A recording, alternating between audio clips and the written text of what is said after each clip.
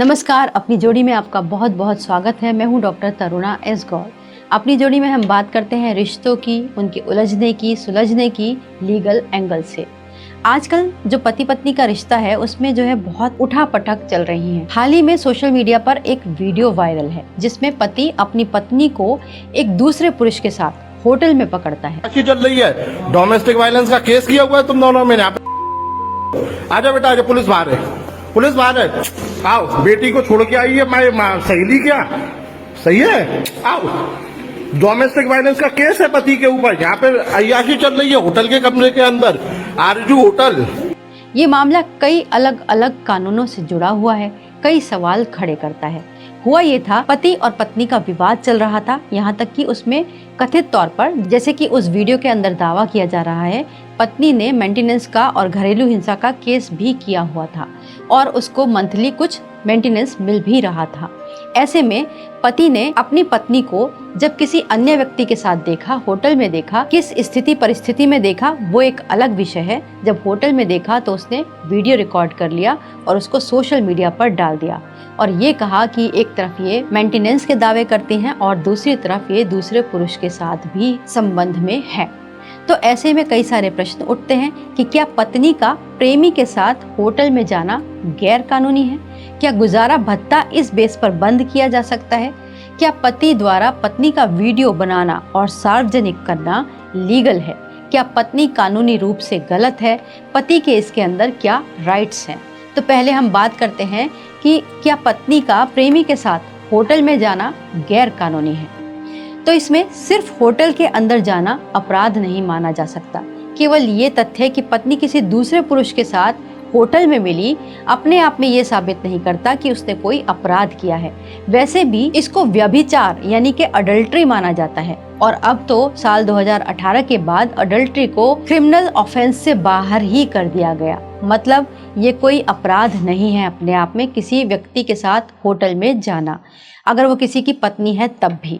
अगर उसको किसी निजी अवस्था में भी पति देख रहा है तो उसमें वो अडल्ट्री, व्यभिचार और दूसरे इमोशनल पहलू उसके अंदर ज्यादा आएंगे, लेकिन क्रिमिनल एंगल नहीं आएगा। साल 2018 से पहले ये क्रिमिनल ऑफेंस था, लेकिन सुप्रीम कोर्ट ने अडल्ट्री को अपराध की श्रेणी से बाहर कर दिया। लेकिन हाँ, इसको डिवोर्स का ग्राउंड बना दिया। अगर कोई भी पति या पत्नी अडल्ट्री में है तो फिर वो डिवोर्स के लिए दूसरा जो स्पाउस है एप्लीकेशन दे सकता है। अब दूसरे प्रश्न की बात करते हैं। अगर पत्नी घरेलू हिंसा का केस कर चुकी है और गुजारा भत्ता यानी कि मेंटेनेंस भी ले रही है तो ये इस बात पर निर्भर करेगा कि वो गुजारा भत्ता किस कानून के तहत ले रही है। अगर हम इसी सीन के अंदर देखें जो वीडियो वायरल है उसके अंदर, अगर पत्नी अपने पति को छोड़कर किसी दूसरे के साथ वैवाहिक रिलेशनशिप जैसी स्थिति यानी जो आजकल लिव इन चलते हैं उस सिचुएशन में रह रही है या फिर वो दूसरी शादी कर चुकी है तो इन सब परिस्थितियों के अंदर जो मेंटेनेंस है वो उसी के अनुसार तय होगा।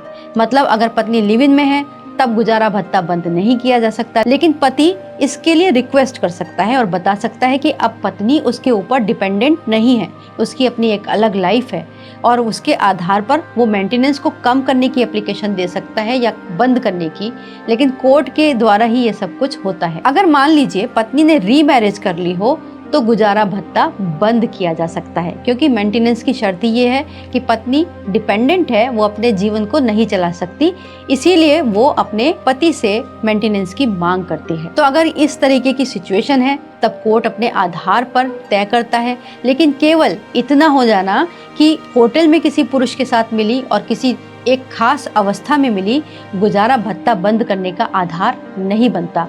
कोर्ट इसमें बहुत सारी सिचुएशंस को देखेगा। अब बात करते हैं तीसरे प्रश्न की, क्या पत्नी कानूनी रूप से गलत है? तो इसका उत्तर वही है जो सुप्रीम कोर्ट ने साल 2018 में दिया।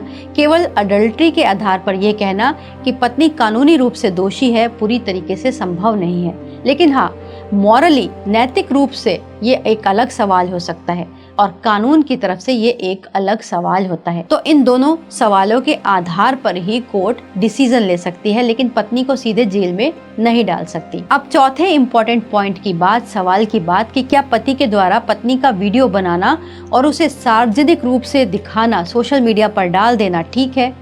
यही पति के लिए गंभीर कानूनी जोखिम पैदा हो सकते हैं। अगर पति पत्नी का निजी वीडियो सोशल मीडिया पर डाल देता है, व्हाट्सएप पर वायरल कर देता है, उसकी पहचान को उजागर कर देता है, बदनाम करने के उद्देश्य से प्रसारित करता है, तो पति के खिलाफ कुछ लीगल एक्शन हो सकते हैं। जैसे प्राइवेसी का जो उल्लंघन किया उसके खिलाफ एक्शन हो सकता है। पत्नी डिफेमेशन का भी केस कर सकती है, पत्नी होने के नाते नहीं, एक महिला होने के नाते और उसकी जो बदनामी हुई उसके नाते। अपने गरिमा के हनन के मामले को भी वो दायर कर सकती है। इसके अलावा इसमें आईटी एक्ट के भी सेक्शंस लगेंगे। तो इस तरीके से वीडियो को सार्वजनिक करना थोड़ा जोखिम भरा हो सकता है, लेकिन अगर वीडियो डाला ही नहीं होता तो पता भी नहीं चलता। तो आप कुछ सावधानियां जरूर रखें।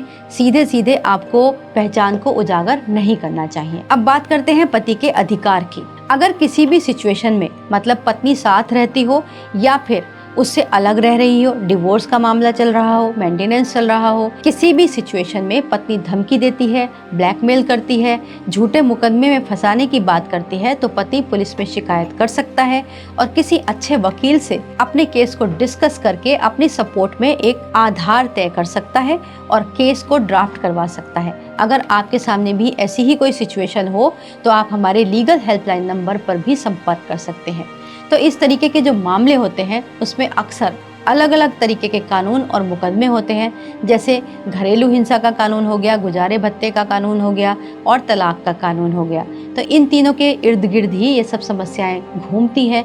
ऐसे में एक एक्सपर्ट वकील का होना बहुत ज़रूरी है। अगर ऐसी कोई सिचुएशन हो तो आप अच्छे लीगल एक्सपर्ट से संपर्क कीजिए। लेकिन केवल होटल में पत्नी का मिल जाना ये साबित नहीं करता कि वो क्रिमिनल है या फिर उसने घरेलू हिंसा का केस झूठा किया है या फिर उसका गुजारा भत्ता तुरंत बंद कर दिया जाना चाहिए। तो ये कुछ लीगल एंगल थे जो हमने आपको समझाने की कोशिश की। आपके मन में भी सवाल हो तो आप हमसे संपर्क कर सकते हैं। वीडियो देखने के लिए बहुत बहुत धन्यवाद।